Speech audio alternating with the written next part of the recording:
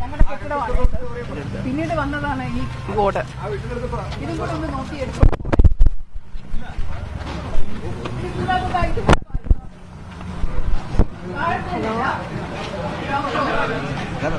Ward committee officer, Sasthamangalam കൌൺസിലറുടെ officer, അത് രണ്ടും മാത്രമാണ് ഇത് ഉദ്ഘാടനം ചെയ്തപ്പോ അനുവദിച്ചിരുന്നത്.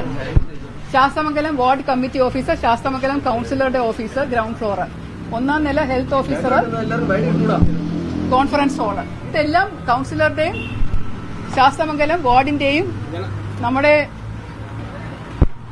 ശാസ്തമംഗലം നിയമസഭയുടെ ഹെൽത്ത് ഓഫീസറിന്റെയും ഓഫീസാണ്. അതാണ് ഇപ്പോ കിട്ടാതിരിക്കുന്നത്. അപ്പൊ അതിന്റെ ബുദ്ധിമുട്ടുള്ളത് കൊണ്ട് ആ ബുദ്ധിമുട്ട് പറയാൻ വേണ്ടി വിളിച്ചതാണ്. MLA ഇത് അനധികൃതമായി കൈവശം വെച്ചിരിക്കുന്നു എന്നാണോ പറയുന്നത്? നിങ്ങളല്ലേ അതൊക്കെ പറയുന്നത്? നിങ്ങളാണ് അത് പറയുന്നത്.